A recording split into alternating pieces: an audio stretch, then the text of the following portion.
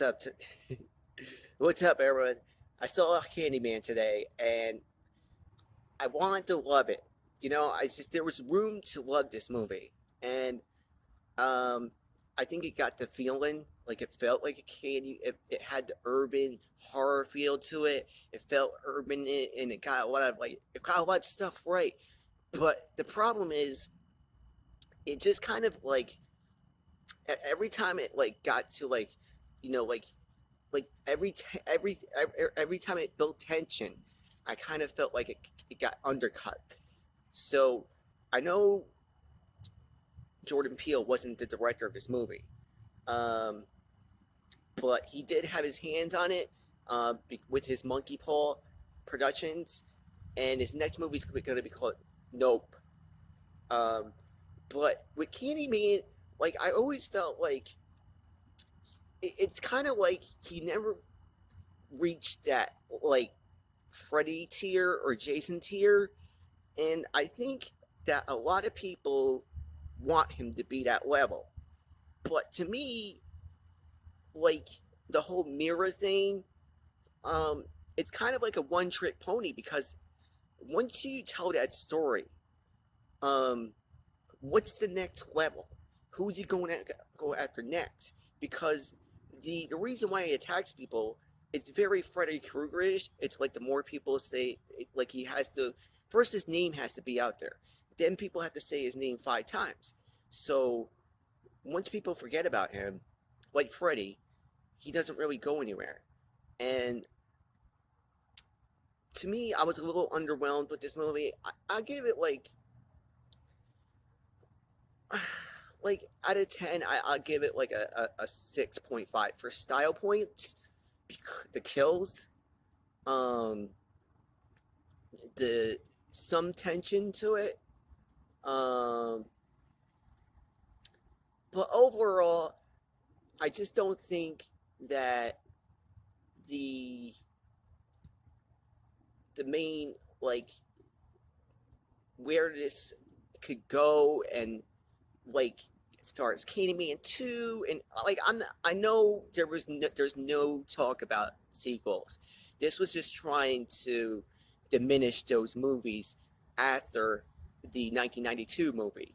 And I think that Fair Will Flesh was okay and Day of the Dead was not that great. But it is, if you go back to that era of um, the Candyman, um, if you go back to that video on demand era, it wasn't super bad, but honestly, um, when it comes out on DVD, I would watch it. Um, I really there's a section in the movie that I do like, and I wish that Nia DaCosta, who's gonna go on and to make the Marvels movies, I think she has skill, and I think when we get into the Marvels movie, if she's gonna be the prime derivative of the scenes of Miss Marvel, Kamala Khan in the city, she's gonna do pretty good. Um, but what I would have liked was the Sherman Fields character. And this character comes on early on, and he's sort of the the moniker for Yaya Abdul, um, Black Manta. So he's kind of like the stories he hears about, and they don't really focus on the Tony Todd version. But this version, I would have liked to see in a 70s movie where it takes place in the 70s with the same cinematography as the that Black Panther movie, not the Judas and the Black Messiah. I would have liked to see if you took Judas and the Black Messiah and inserted Candyman in that movie. That would have been so cool.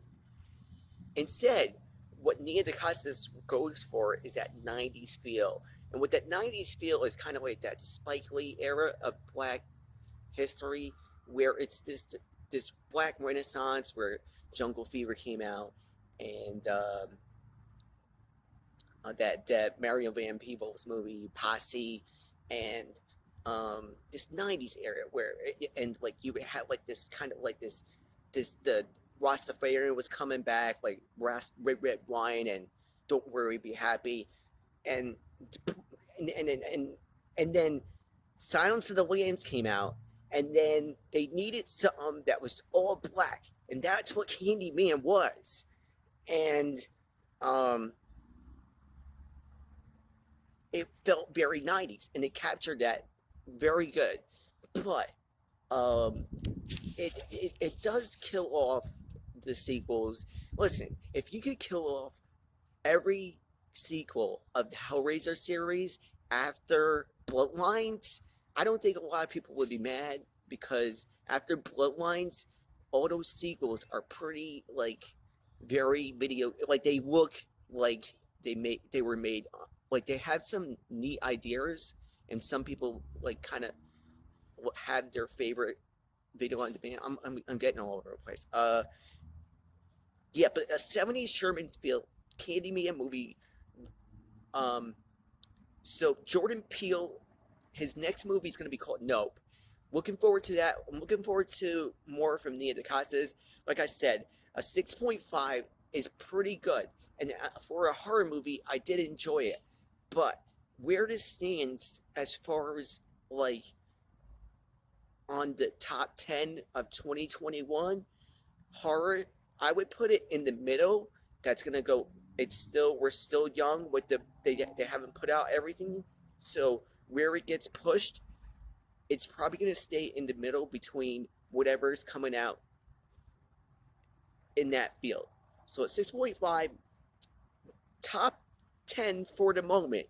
We'll see for the rest of the year. Let me know what you thought of Candyman. If you loved it, if you think Jordan Peele's the second coming of, of, uh, uh, of Alfred Hitchcock or John Carpenter, he's very talented. He has great ideas, and I'm looking forward to everything. I love Us. I love Get Out. Um, I just never thought Candyman raised to Freddy levels. But I do love Tony Todd. The guy's a horror icon, and I posted on Twitter. I'm like, Tony, you're awesome. I love the movie. All right, I didn't say I loved it. I said it brought back '90s nostalgia, and it brought back the blood, and I got a like from Tony Todd, so that was pretty sweet. All right, so let me know what you thought of it. All right, peace out.